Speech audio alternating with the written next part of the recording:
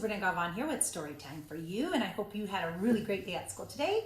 And tonight I get to read you The Gift Horse, a Lakota story. So again, we're celebrating Native Americans and the indigenous people to our country. And so this is a story that is real, and it has to do with the South and North Dakota Native Americans that were on this land before anyone else was.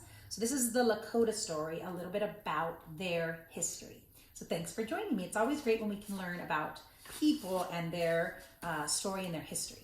Hola comunidad de Greenfield, soy Superintendent Galvan, aquí con ustedes del Distrito Escolar de Greenfield, leyendo más historias. Ese es el mes de personas indígenas de este país. So voy a leer una historia que se llama el caballo de regalo, y es una historia de las Lakotas, es indígenas de los estados de el norte Dakota del norte y también del sur, unos países en medio de los Estados Unidos. Y esta historia es sobre los nativos que viven ahí y vivieron ahí antes de otras personas aquí en los Estados Unidos. So, gracias por estar aquí. Voy a leer un poco de The Gift Horse, a Lakota story. So here we go. And this story is actually written by S.D. Nelson, who is part of the Lakota tribe.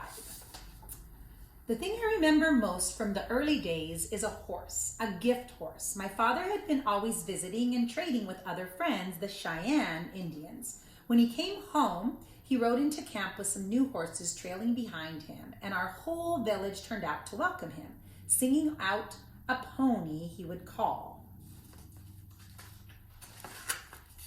This, my son, is the horse for a boy who is becoming a man and a Lakota warrior, he said.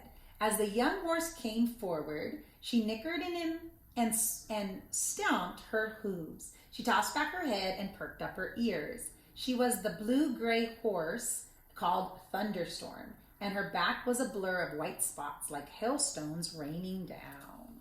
Ooh, beautiful horses. I named my horse Storm. The Great Spirit, who is all things, has already painted her like a summer hailstorm.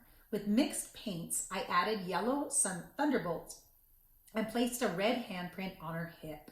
I circled her eye with a red band so she would see straight and true. Finally, I tried eagle feathers in her flowing mane. We spent all of our days together. I was already a good rider, but on Storm, I became like the wind. My fingers were numb from the cold when I would lead out to ride in the storm, but somehow I managed to mount Storm. The snow was blowing so hard that I could not see my hand in front of my face. "We are lost," I shouted. I wrapped my arms around my horse's neck. She was warm, just like my parents' teepee. "Storm, take us home," I cried.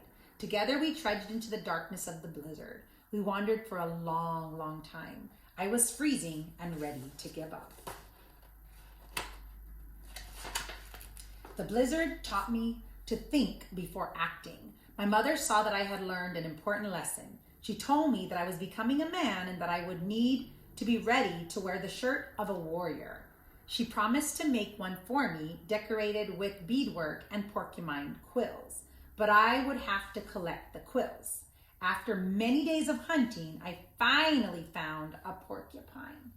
Before my mother could use any of the quills, she first had to make me the shirt. The girls of our tribe would tan the animal hides that the hunters would bring back to camp, and they stitched them together to make things, including our clothing and sometimes the lodging walls of our teepees. Also that spring, in preparation for becoming a warrior, my father took me into a lodge with him. I sat in a circle with the men of our tribe, and we talked through our history at the center of the lodge. The buffalo skin door flap closed, and darkness surrounded us. Old Yellow Bear, the medicine man of our tribe, used a turtle shell to pour water over the glowing stones. Steam filled the lodge. In the darkness, we began to sing ancient songs that I had never heard before. This was my rite of passage. I spent 4 days alone, praying on the distant hillside, without food and without water. Sleeping under the stars, I felt the pain of hunger and was very thirsty. I missed that storm. Each day I prayed for the Father Sun and the Sister Moon and the Star People. I asked Wakantanka to teach me the lessons that would make me strong and a good person as I grew. On the third night, a vision came to me, all on four-legged creatures like the deer, the coyote, and the buffalo, who were supposed to all be my brothers. I saw them all as winged creatures, also the hawk and the hummingbird as my sisters. Even the creepy crawlies like lizards and spiders are relatives, and they all came to my dreams as well. My vision quest was over, and I had taken another step towards becoming a man. Suddenly, before me, a huge buffalo lifted a horse and rider into the air. The bull turned them over the earth. The terrified horse bolted away, and I knew that the angry buffalo would attack the helpless man. Turning the storm, I galloped to the rescue. We rode up just as the bull charged. With one hand, I grasped Storm's neck. With the other, I reached out. Using all of my strength, I swung the man up behind me, and we rode to safety. All of these things he's learning as he becomes a man. We then cut up the meat that we found in the fields and wrapped it into buffalo hides. Everyone helped, the men, the women, and the children. We loaded 3 bundles onto pony drags and hauled them back to our village. As we traveled, my people would sing songs. They sang about a horse named Storm and a boy called Flying Cloud that had rescued a fallen warrior near a buffalo. My father told me I had a courageous heart. He said that I was no longer a boy, but that I was not yet a man either. There was one more thing I needed to do. I had to face the enemy with my heart of a warrior. That night we celebrated in a great feast and a buffalo dance. And there's the dance.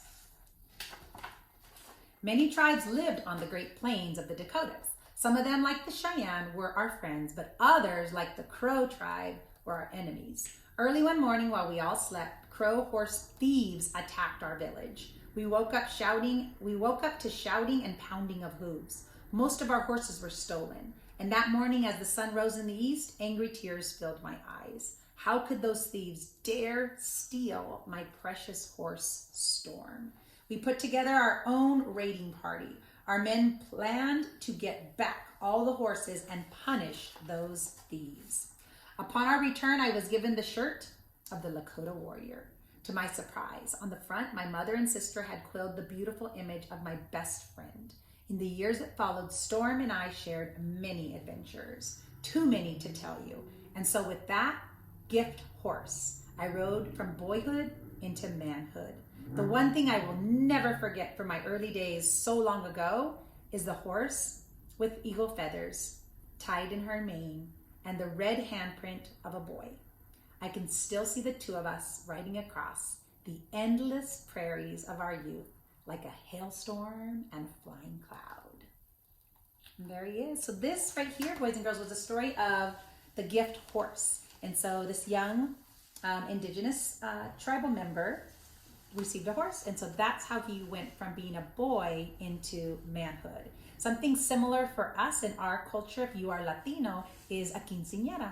When you turn 15, you go from being a young girl into being a woman. And so it's very similar. They had to teach him that before he went from being a man to a boy, he had to learn how to be very responsible and to be able to do a lot of things that was important to the Lakota tribe.